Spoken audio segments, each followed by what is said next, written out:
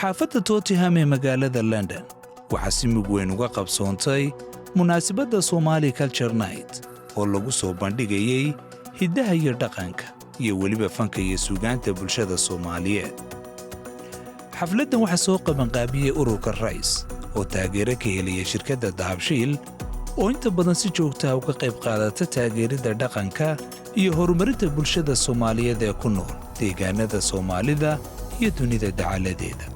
munaasabaddan oo ay door weyn ka ciyaarayeen maayarka degmada Hickney iyo ku-xigeenkiisa ayaa waxaa ka soo qayb galay mas'uuliyiin, waalidiin, dhallinyaro iyo qaybaha kala duwan ee bulshada Soomaaliyeed ee ku dhaqan guud ahaan London oo qaybo kala duwan isaga kala timi.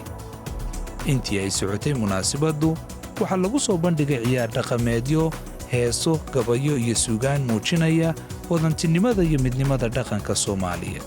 qaybta carruurta iyo dhallinyaradana waxaa sidoo kale lagu soo bandhigay riwaayado iyo muuqaal muujinaya isla markaasina isku dubiridaya isku xidhnaanta jiilka cusub iyo dhaqankii soo jireenka ahaa ee ay ka soo jeedeen.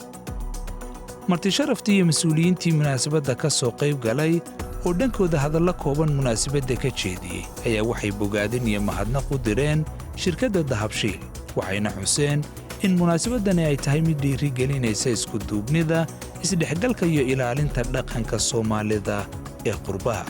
My name is Ahmed Mahboob and I am the Mayor of Haringey, and it's fantastic to be here at the Somali event happening in the Irish Centre in Haringey. It's a fantastic event planned by the Rise Project and also sponsored by the Habsui Bank. It's fantastic. It's so nice seeing the Somali community get together and really be appreciated here in Haringey. They've done so much for the community here in Haringey. It's fantastic for it to be showcased here today. I can't wait to see it again next year and for many more years to come. So thank you very much, you guys. magacaygu Ahmed Maxamed, co-founder of Rise Project. waxaan marka hore ka mid ahay asaasiyaashii koobaad ee Rise Projects. waxaan rabaa inaan marka hore idinka mahad celiyo imaataanka aad noo timaadeen xafladda Somali Culture Night 2025. waxaan aad ugu mahadnaqaynaa Dahabshiil Group oo la'aantood aanay xafladdan u dhacayn. Dahabshiil Group runtii aad iyo aad taageero fara badan ayuu Somali community la garab taagan yahay. xafladdan iyo xaflado kaleba uu ka qayb qaatay oo waxa weeyaan number 1 funderka support gareeya community initiative-ka. marka mar labaad iyo mar saddexaad Dahabshiil Group waxaan uga mahad celinaynaa kaalinta weyn ee muuqata ay ka qayb qaataan horumarka joogtada ee bulshada Soomaalida ku caawiyaan.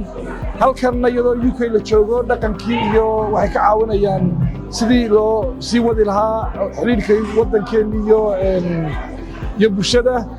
السلام عليكم. magacaygu waa Cawaale Maxamed Cilmi, waxaan ahay gudoomiyaha Rise Project. maanta waxaan u qaban qaadinay Somali Culture Night oo ahayd sanadkii afraad.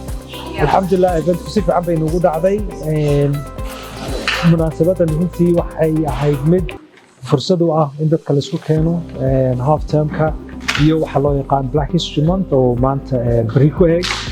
waa markii afraad ee aan hawshan qabanay sanadkaas, laakiin waxaana la shaqeeyey Dahabshiil oo maalgeliyey eventkan community-ga iyo dadka isku keenaya.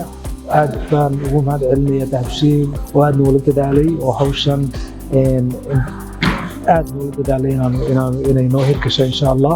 waxaan rajaynaynaa insha Allah inaan hawshan sii wadno mustaqbalka sanadada soo socda oo ilaa 400 qof aan gaarno. sanadkan si fiican bay noogu dhacday insha Allah. waxaan rajaynayaa sanadada dambana sidan iyo si ka fiican insha Allah ay noogu dhacdo insha Allah. magacayga waxaa la yiraahdaa Ayaan Xaashi Xaayo. waxaan maanta meeshaan ku qabanay Rise Project. waalidiin badan ayaa waxay ka soo qayb galeen munaasabaddan. carruurtooda iyo ayagaba aad ay ugu faraxsanaayeen maadaama holiday lagu jiray. waxaana naga caawiyey oo taageero fiican naga siiyey Dahabshiil. caawa waxaan ku sugannahay waqooyiga magaalada London, halkaasoo ay ka dhacday barnaamij si heer sare loo soo agaasimay oo ku saabsan habeenka dhaqanka Soomaaliyeed, Somali Culture Night. usbuucii hore waxaan soo gabagabaynay usbuuca dhaqanka iyo hidaha Soomaaliyeed, Somali Week Culture and Arts. caawana wuxuu ahaa dhaqanka Soomaalida oo qura oo sanad walba ka dhaca waqooyiga magaalada London.